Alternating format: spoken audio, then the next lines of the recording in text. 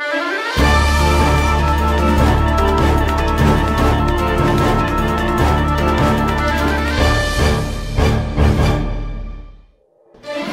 Makibalita, ako si Abigail Gracia Legaspi at itong Batang Gapo News TV. Ang mahalagang kaganapan sa linggong ito sa ating headlines. Pampublikong hospital ng Olongapo may bagong x-ray machine.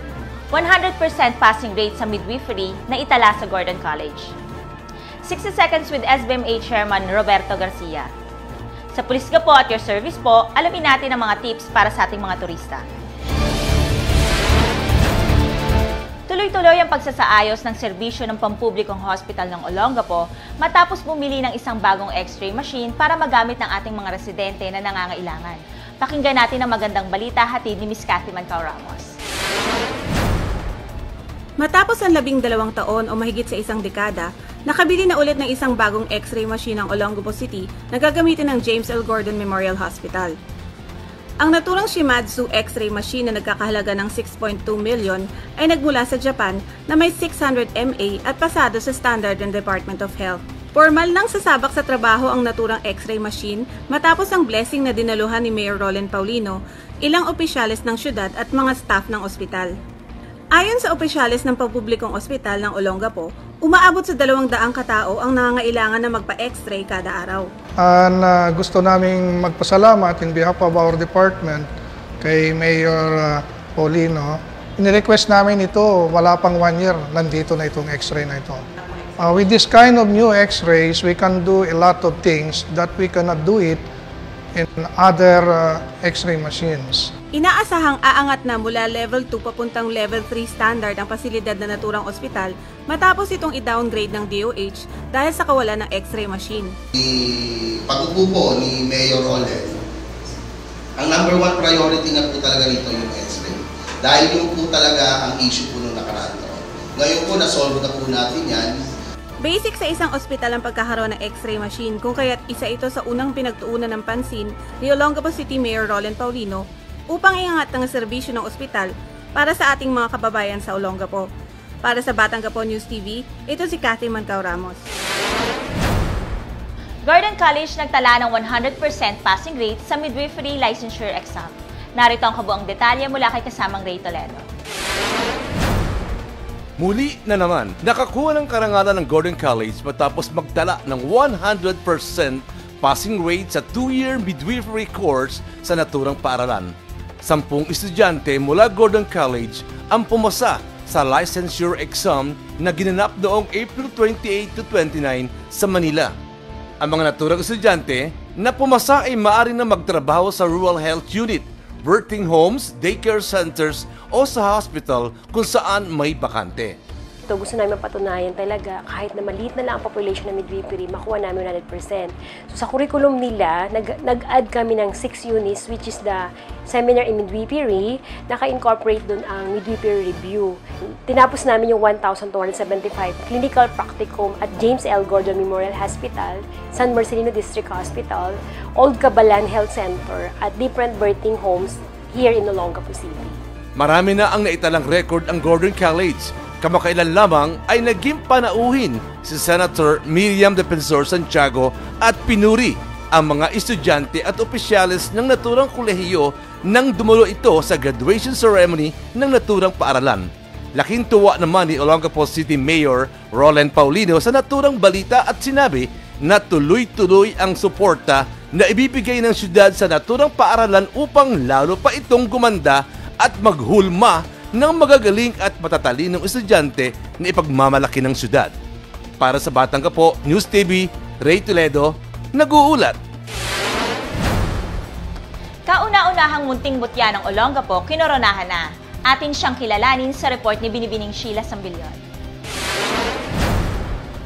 Matagumpay na naidaos ang kauna-unahang search for munting mutya ng Olongapo sa pangunguna ng Olongapo City Tourism. 15 naggagandahang chikiting ang nagtagisa ng talino at galing sa kani-kanilang talent at sa question and answer portion. Ano po, masaya po at proud na proud po.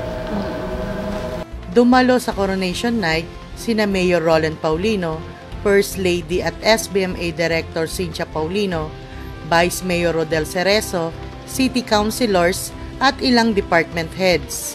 Tinanghal na kauna-unahang munting mutya ng Olongapo si Marian Andriel Esquilio, bilang munting mutya Tourism 2014 si Sandy Margaret Intila at munting mutya first runner-up Shaina Marie Trinidad. Marami ang napabilib ng mga bata sa kanilang pagrampa, animo mga dalaga na at biyasa na sa mga contest.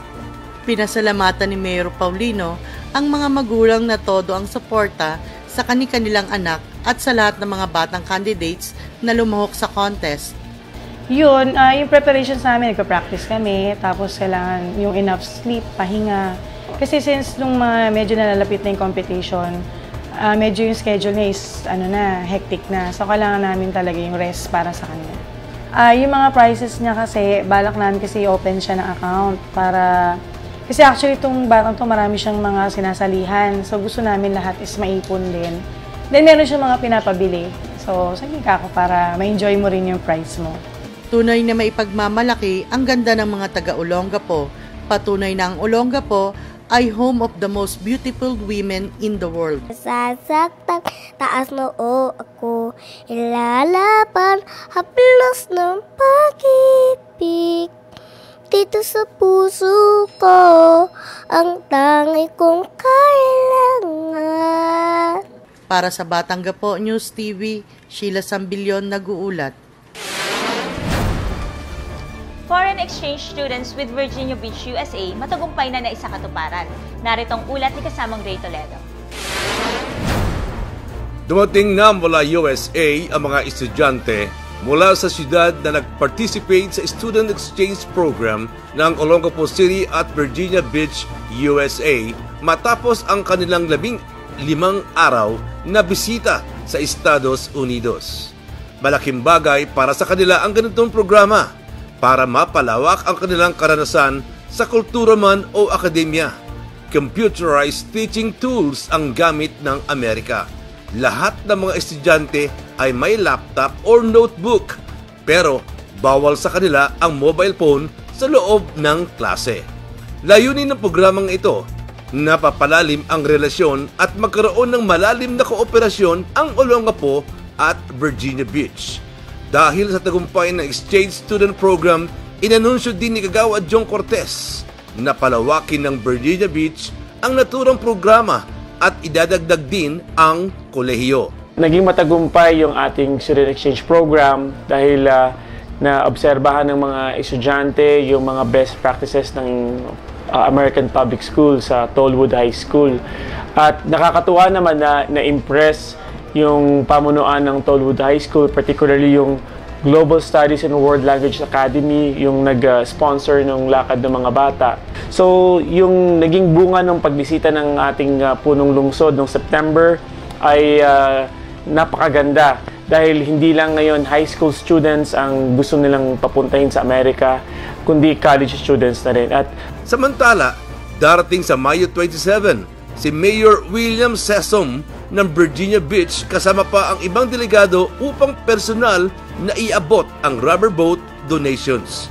Para sa Batang Gapo News TV, Ray Toledo, nag-uulat.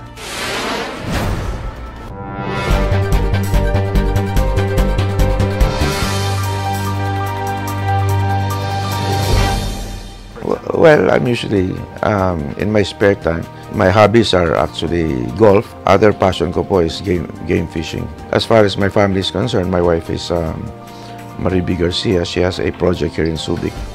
Itong unang trabaho ko sa gobyerno at saka magiging last na ito. It's a very difficult job considering especially na pinagtugtong nila ulit yung pagka-chairman at saka administrator, no? Bukod dun sa external relations, dealing with other government agencies, yung mga mandato sa akin po siyempre yung pag-manage mismo ng Freeport. I met Roland way back. Siya namamala po doon sa go-kart nung araw. Kaya nung na-elect siya, talagang tuwan-tuwa kami at may basis kami. And we have in fact already talked about many projects. Pinag-usapan po namin, tinabaho po namin yung pag-dredging ng Calaklan River. So what is good for the Freeport is also good for Olongapo and vice versa. So yun ang po ang base namin.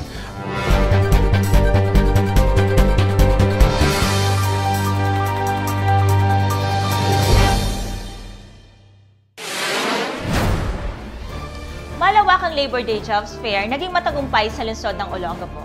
Tara at samahan natin sa buong detalye ng kanyang ulat si Ms. Cathy Mancao Ramos.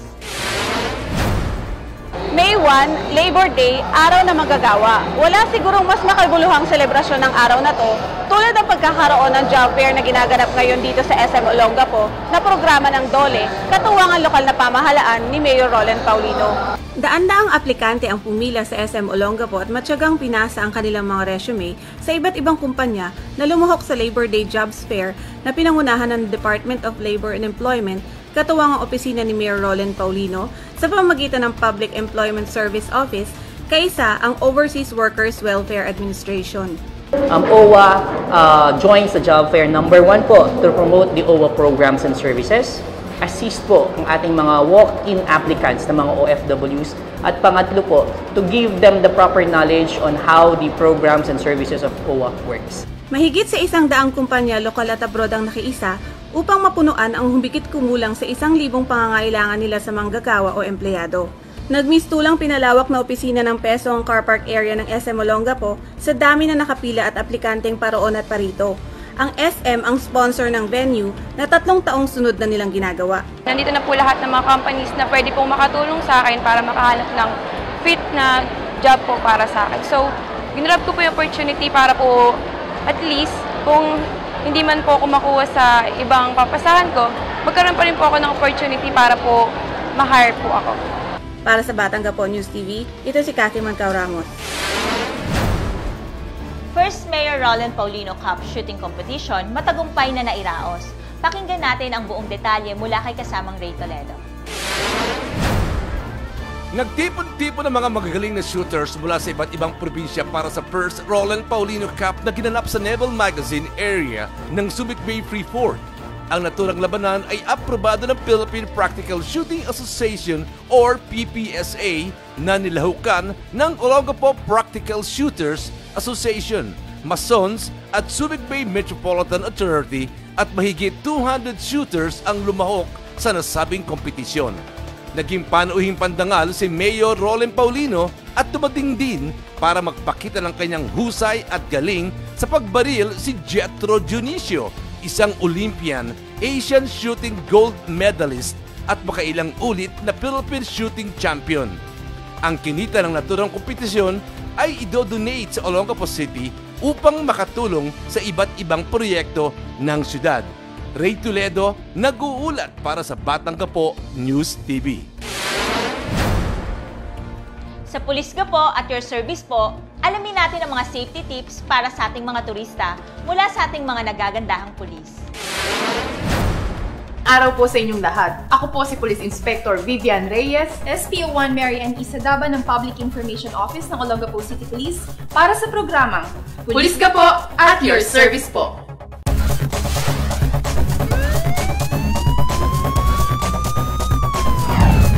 Kaugnay sa aming Transformation Program o Patrol Plan 2030, narito ang aming crime prevention tips na maaaring makatulong sa mga turista upang maging ligtas at masaya ang inyong bakasyon. Iwasang magdala ng malaking halagang pera. Ngunit kung talagang kinakailangan, siguraduhin nakatago ito at iwasang i-display. Mas makabubuting gumamit ng credit card at siguraduhin alam ang numero nito sakaling ito ay mawala. Huwag iwanan ng mga bagahe kung saan-saan, maging alisto sa anumang distractions na maaaring maging sanhi upang ikaw ay mabiktima ng mga salisi at mandurukot. Sa oras na kayo ay makarating sa inyong hotel room, alamin agad ang mga fire exits, elevator at hagdanan nito. Huwag iwanan ng mga mahahalagang gamit tulad ng pera, alahas, gadgets, gamot sa loob ng inyong hotel room. Maaaring ipatago ang mga ito sa safety deposit box ng hotel upang makasiguro. Iwasang mag-imbita ng mga bagong kakilala sa loob ng inyong kwarto, gaano man ito kadisente at kaaya-ayang itsura. Huwag agad buksan ang pinto o magpapasok ng kahit sino. Kilalaning mabuti kung sila man ay magpakilalang empleyado ng hotel. Siguraduhin na ilak ang pinto bago umalis ng kwarto. Maaring hayaang nakabukas ang TV o ilaw ng kwarto na maaring magbigay ng idea na may tao sa loob nito. Mas makabubuting mamasyal ang grupo o may kasamang nakakaalam sa lugar na papasyalan. Maging alerto, ipagbigay alam agad sa pulisya ang mga kahina-hinalang tao na sumusunod o sumusubaybay sa inyong pamamasyal.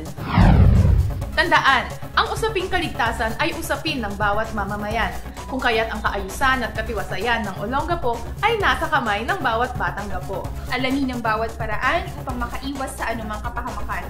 Huwag maging biktima. Muli sa aming layuning makapagbigay ng serbisyong makatotohanan, ito po ang Pulis Gapo at your service po!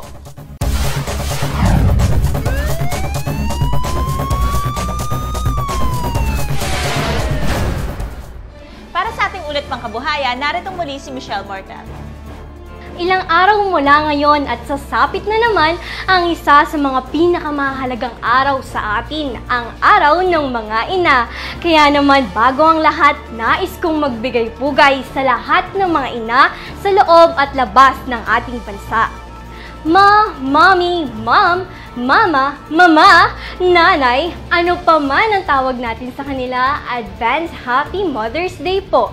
At tayo naman bilang mga anak ay may responsibilidad na suklian ang ating mga magulang sa lahat ng kanilang ginugol mula nang tayo'y bata pa.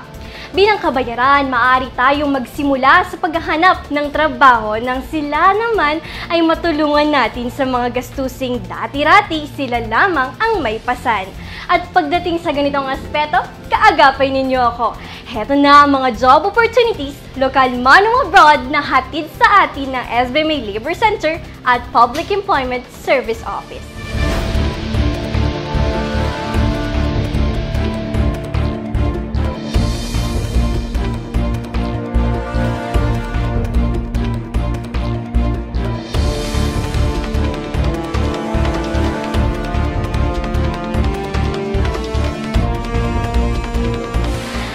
Parito, nandyan din ang mga free livelihood trainings mula sa Livelihood and Cooperative Development Office. Magtungo lamang tayo at magmadaling magpalista sa kanilang opisina sa second floor ng City Hall para sa mga limited slots sa bawat training course.